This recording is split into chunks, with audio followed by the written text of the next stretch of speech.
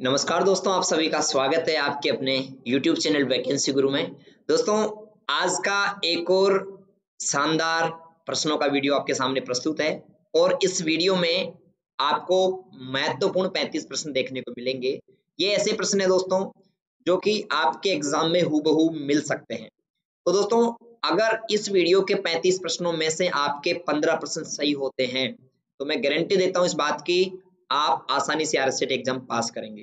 तो लेट्स हम स्टार्ट कर देते हैं क्वेश्चन नंबर 1 से। आपको एक एक क्वेश्चन अच्छे से समझना है और उनका आंसर आपको खुद के हिसाब से देखना है कि मेरे 15 सही हो रहे कि नहीं हो रहे। क्वेश्चन नंबर 1 मैं बोलता हूँ। क्वेश्चन नंबर 1 है जीबीपीएस का अर्थ क्या होता है, यानी जीबीपीएस का पूरा नाम क्या है ये आपको बताना है। दोस्तों, जीबीपीएस का पूरा नाम होता है गीगा बिट्स प्रति सेकंड। गीगा बिट्स प्रति सेकंड, यानी ऑप्शन ए इसका सही जवाब है, गीगा बिट्स प्रति सेकंड। ठीक है, अगर आपने भी यही जवाब दिया है, आपने यही सोचा है, तो बिल्कुल आपका सही आंसर है। प्रश्न नंबर 2, दूसरा प्रश्न है एमएस ऑफिस में व्यक्तिगत सूचना प्रबंधक और ईमेल संचार सॉफ्टवेयर कौन सा है, यानी माइक्रोसॉफ्ट ऑफिस का वह भाग जिसे हम ईमेल के लिए काम में लेते हैं उसे दोस्तों हम एमएस आउटलुक कहते हैं। क्या कहते हैं? MS outlook. तो आपने अगर दूसरे में बी जवाब सोचा, बिल्कुल सही आपका आंसर है। प्रश्न नंबर तीसरा देखिए, वक्तव्य का क्या प्रश्न है। आउटलुक 2010 एप्लीकेशन सॉफ्टवेयर नहीं है। मित्रों ध्यान रखो, आउटलुक है ना एमएस का, वो ईमेल प्रयोजन के काम में आता है और ये एक एप्लीकेशन सॉफ्टवेयर होता है। तो अर्थात यहाँ पर वक्तव्य एक सही हो गया अपना, है ना, मतलब गलत हो गया, सॉरी, क्योंकि यहाँ पर नहीं है। दूसरा, स्प्रेडशीट के यानी एक सेल के मान को वर्णानुक्रम में क्रमबद्ध किए जा सकते हैं। मतलब एमएस एक्सेल की एक सेल यानी कुछ सेल्स हैं, उनका जो मान है उनका वो वर्णानुक्रम में हम जमा सकते हैं क्या? बिल्कुल जमा सकते हैं। तो पहला वक्तव्य गलत और दूसरा सही है। तो यहाँ पर आप देखोगे वक्तव्य एक गलत और दूसरा सही, अर्थात ऑप्शन सी इसका सही आंसर है। बिल्कुल ठीक है। क्वेश्चन नंबर नेक्स्ट देखो, चौथा प्रश्न आपके सामने स्क्रीन पर है। ये भी वक्तव्य का प्रश्न है। NTFS new technology file system interface का पूरा नाम है, यानी एनटीएफएस का पूरा नाम क्या न्यू टेक्नोलॉजी फाइल सिस्टम होता है? तो मैं कहूंगा बिल्कुल सही है, पहला सही। दूसरा, एमएस एक्सेल में सेल, रो और कॉलम का प्रतिच्छेदन होता है, यानी कि क्या एमएस एक्सेल में एक सेल जो है रो और कॉलम के काटने से बनती है? तो आपका जवाब रहेगा हाँ, बिल्कुल सही। तो यहाँ पर आंसर रहेगा वक्तव्य एक सही और वक्तव्य दूसरा भी सही, अर्थात ऑप्शन डी इसका सही जवाब है। दोनों वक्तव्य एक और दो सही है। अगला प्रश्न देखिए, पांचवा प्रश्न, आईपी पते का मान्य उदाहरण क्या है? इनमें से कौन सा एक आईपी एड्रेस का वैलिड उदाहरण है? ऑप्शंस आपके सामने हैं, मतलब आपको ये बताना है आईपी एड्रेस कौन सा है। दोस्तों, मैंने आपको पहले भी बताया था कि आईपी एड्रेस में कुछ संख्याएं होती हैं, जैसे इस प्रकार ये वाला।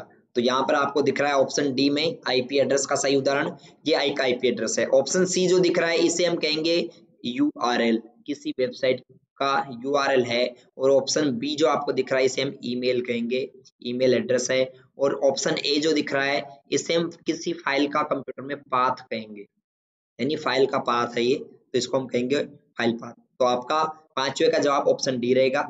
छठवा देखिए, छठा प्रश्न है, ईमेल भेजते वक्त अगर ईमेल पते को खालिस्तान फील्ड में डालें तो प्राप्तकर्ता व्यक्ति को ईमेल मिल जाएगा, लेकिन वह कोई अन्य प्राप्तकर्ता का ईमेल नहीं देख पाएगा जो कि उपरोक्त फील्ड में है।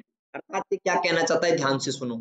आप किसी को मान लो ईमेल भेज रहे हो, आपको इसमें समझने की आवश्यकता है, क्योंकि जब तक क्वेश्चन अपने समझ में नहीं आएंगे ना तब तक हम उनको सही नहीं कर सकते। रटने से सही नहीं होता, समझने से सही होगा एग्जाम में। तो ध्यान दो कि अगर हमें किसी को ईमेल भेजना है और हम चाहते हैं, जैसे मान लो हम 10 लोगों को ईमेल भेजना चाहते हैं ना, 10 लोग हैं उनको हम ईमेल भेजना चाहते हैं, तो हम चाहते हैं सबको ईमेल मिल भी जाए पर एक दूसरे को मालूम नहीं चले कि मेरे अलावा और किस किस को मेल भेजा गया है, उनको पता नहीं चले।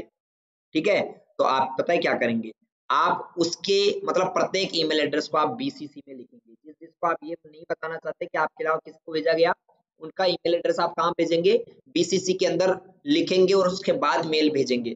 बीसीसी का यहाँ पर पूरा नाम क्या होता है, blind carbon copy, blind carbon copy. तो छठे में अगर आपने ए जवाब दिया तो बिल्कुल सही है। सातवां, डोमेन नेम का पता लगाने और इसे इंटरनेट प्रोटोकॉल एड्रेस में अनुवाद करने के लिए निम्न में से कौन उत्तरदायी है? आप आपके कंप्यूटर में कौन सा एक ऐसा सिस्टम है नेटवर्क के अंदर जो डोमेन नेम का पता लगाता है, ठीक है, और साथ ही साथ क्या करता है, आईपी को यूआरएल में बदलता है, आईपी से यूआरएल और यूआरएल से आईपी में कन्वर्ट करने का काम करता है।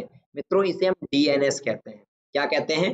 डीएनएस। डीएनएस का पूरा नाम होता है डोमेन नेम सिस्टम। ओके। और 8वां प्रश्न, निम्न में से कौन सा हार्डवेयर का उदाहरण नहीं है? यहाँ पर 4 ऑप्शन है, इनमें से एक आपको हार्डवेयर का उदाहरण नहीं है वो बताना। दोस्तों ओसीआर एक हार्डवेयर होता है, याद रखना। ओसीआर क्या होता है? एक हार्डवेयर होता है। एमएस वर्ड क्या होता है दोस्तों? आपका सॉफ्टवेयर होता है, ठीक है, सॉफ्टवेयर। और प्रिंटर क्या होता है दोस्तों? प्रिंटर भी एक हार्डवेयर होता है और स्कैनर भी हार्डवेयर होता है। तो इसके ऐसे करेंगे तो इसमें देखेंगे इसका सही जवाब अपना बी हो जाएगा, क्योंकि एमएस वर्ड एक सॉफ्टवेयर है और बाकी सभी हार्डवेयर है। प्रश्न नंबर 9वां प्रश्न ध्यान से समझने का है। एक्सेल का प्रश्न है, मान का प्रश्न है, ध्यान से सुनना। मान लो कि प्रत्येक अंक यानी कि कुछ सेल्स है यहाँ पर B2, B3, B4 ऐसे मान है, इनमें कुछ B से 1 तक कुछ संख्याएं लिखी हुई हैं और आप इनकी क्या करना चाहते हैं? प्रतिशत निकालना चाहते हैं, परसेंटेज। क्या निकालना चाहते हैं? परसेंटेज। तो परसेंटेज कैसे निकालेंगे? और ये प्रत्येक जो सेल है ना उनमें 100 में से मार्क आए हुए हैं, इनमें 100 में से टोटल 100 में से नंबर दिए गए हैं, तो टोटल सेलों की संख्या 6 है, तो पूर्णांक हो गया अपना 600। मैक्सिमम मार्क कितना हो गया? 600। ठीक है, तो हम क्या करेंगे, टोटल जो अपना, मैं एक बार आपको यहाँ पर अच्छे से समझा देता हूँ, इनको हटा देता हूँ।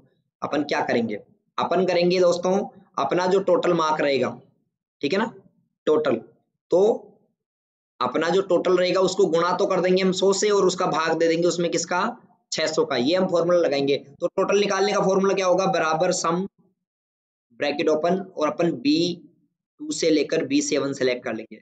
उसके बाद इसको मल्टीप्लाई करना अपने को 100 से और इसको डिवाइड करना 600 से। अगर हम ये करते तो अपनी परसेंटेज आ जाएगी। पहले क्या कर लोगे, पहले आप इसमें डिवाइड कर लो, बाद में आप मल्टीप्लाई करना, कैसे भी कर लो। तो यहाँ पर इसका सही जवाब अपना होगा क्या? Option B. इसमें देखो आप बराबर सम B2 से B7 आ रखा है, फिर डिवाइड कर रहा है 600 से और मल्टीप्लाई कर रहा है 100 से, तो इसका सही जवाब रहेगा। अगर आपने एक्सेल में प्रैक्टिस की होगी, ठीक है, तो आपको मालूम चल गया होगा कि अपना ऑप्शन 20 का सही आंसर है। अगला देखिए 10वां प्रश्न है, कौन सा विंडोज 10 निर्मित टूल हस्तलिखित गणितीय अभिव्यक्ति को पहचान कर वर्ड प्रोसेसिंग या कम्युनिकेशनल प्रोग्राम में डाल देता है? आपसे पूछा जा रहा है कि आपके कंप्यूटर का ऐसा कौन सा टूल है जो हाथ द्वारा लिखे गए गणितीय अभिक्रियाओं को पहचान लेता है? तो इसे हम कहेंगे दोस्तों मैथ इनपुट टूल, क्योंकि गणितीय अभिक्रिया यहाँ पर पूछ रहा है, तो गणितीय अभिक्रिया किसमें होगी? मैथ इनपुट टूल में होगी, तो ऑप्शन 20 का सही आंसर। 11वां देखिए, निम्न में से कौन सा अटैक मूल संदेश को संशोधित करता है? यानी कि साइबर अटैक कौन सा है जो आपके मूल संदेश, आपका जो भी संदेश है उसको एडिट कर देता है? दोस्तों इसे हम एक्टिव अटैक कहते हैं। क्या कहते हैं? Active attack.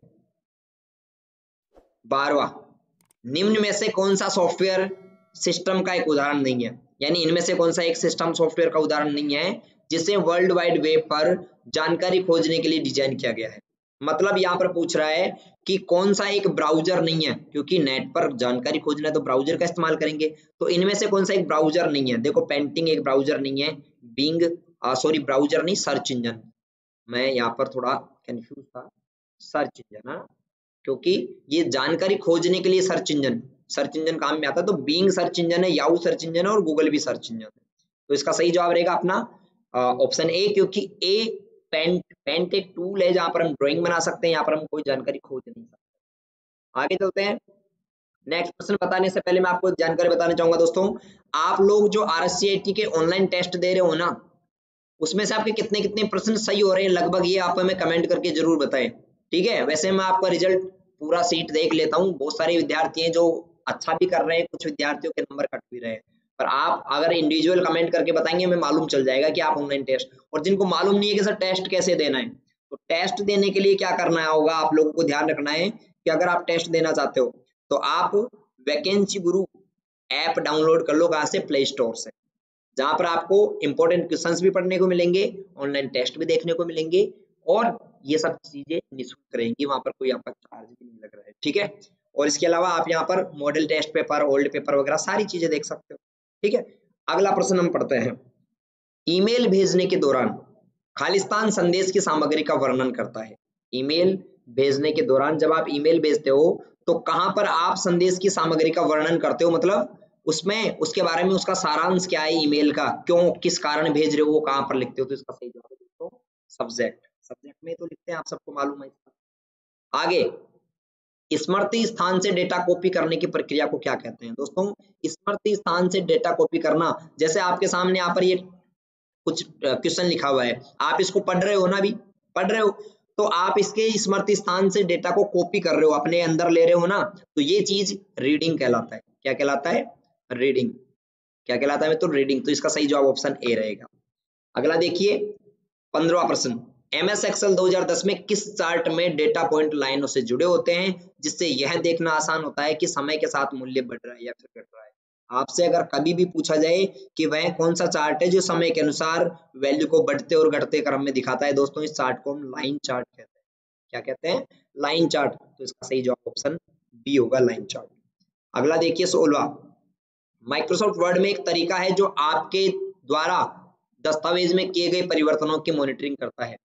एमएस वर्ड में आपने जो डॉक्यूमेंट में बदलाव किए उनकी मॉनिटरिंग कौन करता है? दोस्तों डॉक्यूमेंट में मॉनिटरिंग करता है ट्रैक चेंजेस। कौन करता है? Track changes. 16वें में ए सही जवाब आपका आंसर रहेगा। अगला देखिए 17वां, खालिस्तान का उपयोग वर्तमान विंडो को दो भागों में बांटने के लिए किया जाता है ताकि आप एक ही समय में एक ही दस्तावेज के विभिन्न भागों को देख सकें। मतलब आप अपने इस डॉक्यूमेंट को दो भागों में डिवाइड करना चाहते हो ताकि आप एक डॉक्यूमेंट का एक हिस्सा इधर देख सको, एक हिस्सा इधर देख सको। इसके लिए दोस्तों विभाजन करने के लिए आपको स्प्लिट का यूज करना पड़ेगा। ठीक है ना? वैसे स्प्लिट का हिंदी अर्थ भी विभाजन करना, विभाजित करना होता है, तो आप इसको स्प्लिट कर दोगे तो स्प्लिट विंडो यहाँ पर इसका सही जवाब हो जाएगा।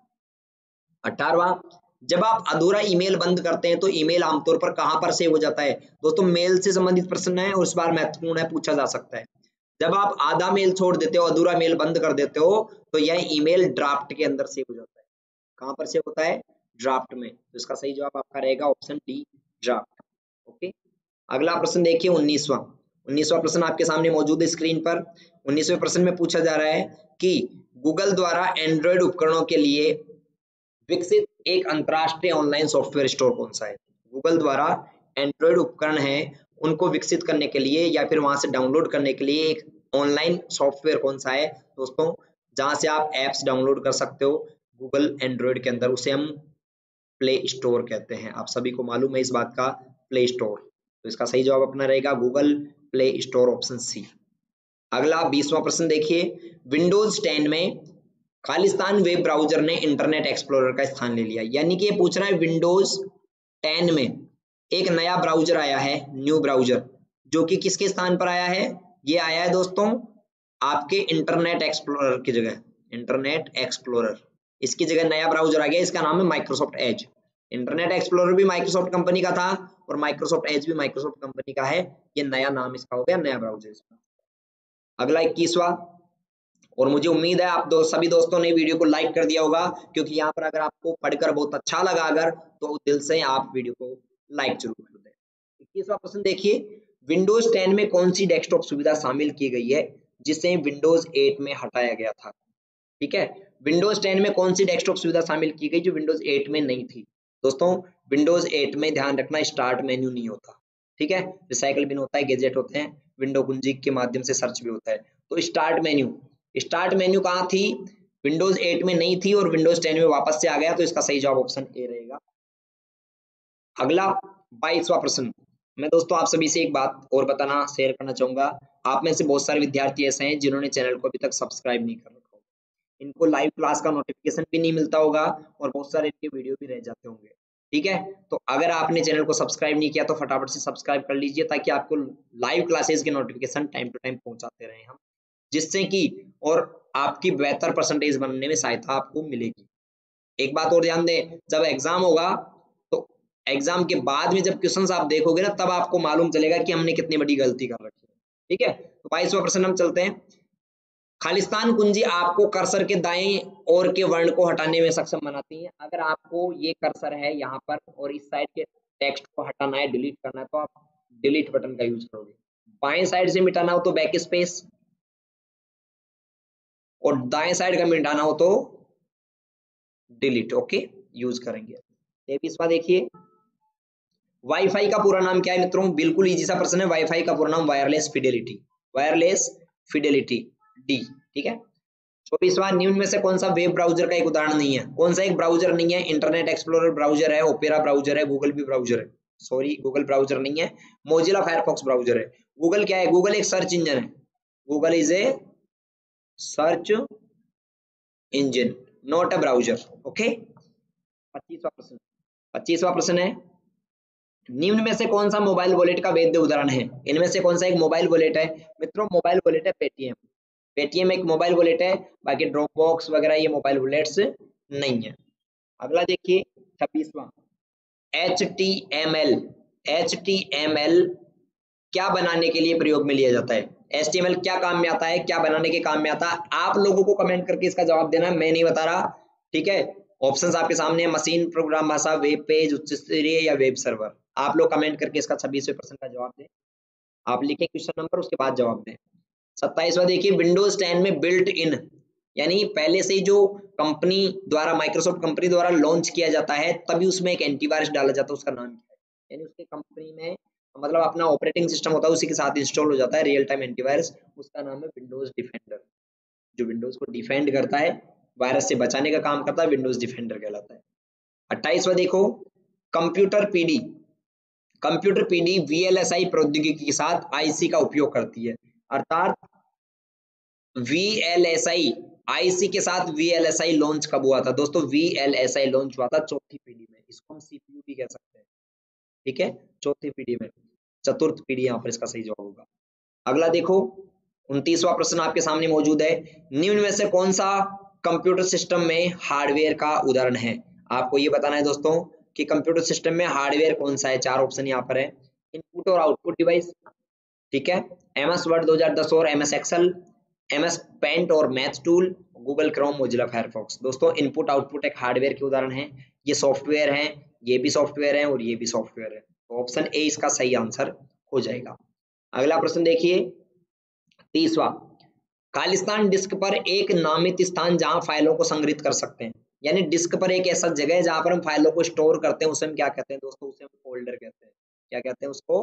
फोल्डर कहते हैं। तो इसका सही जवाब ऑप्शन सी यहाँ पर हो जाएगा। 31वां देखिए, एमएस एक्सेल में छोटे चार्ट एक सेल में एम्बेडेड होते हैं। एमएस एक्सेल के अंदर कुछ छोटे चार्ट होते हैं जो एक ही सेल में होते हैं, जो कि दृश्य प्रवृत्ति सारांश देने के साथ साथ डेटा भी दर्शाते हैं। आपसे पूछा जा रहा है कि एमएस एक्सेल में एक ही सेल में बनने वाला चार्ट क्या कहलाता है? एक सेल में बनने वाला चार्ट दोस्तों स्पार्क लाइन कहलाता है। क्या कहलाता है? Spark line. तो इसमें 31वें में सी सही आंसर, स्पार्क लाइन। आगे देखो 32वां प्रश्न, कौन सा उपकरण है जो कि आपको स्थायी पठनीय प्रारूप में, कौन सा उपकरण है जो आपको स्थायी पठनीय प्रारूप में जानकारी प्रदान करता है, जिसे हार्ड कॉपी कहते हैं? अर्थात ऐसा कौन सा आपका हार्डवेयर डिवाइस है जो हार्ड कॉपी को छापता है? दोस्तों हार्ड कॉपी छापने वाला जो डिवाइस है उसको हम प्रिंटर कहते हैं, क्योंकि एक बार जो प्रिंट हो जाता है वो हार्ड कॉपी बन जाता है, तो प्रिंटर इसको छापता है। तो प्रिंटर, तीन ऑप्शंस यहाँ पर नहीं है, तो चौथा इसका सही जवाब होगा, उपरोक्त में से कोई नहीं।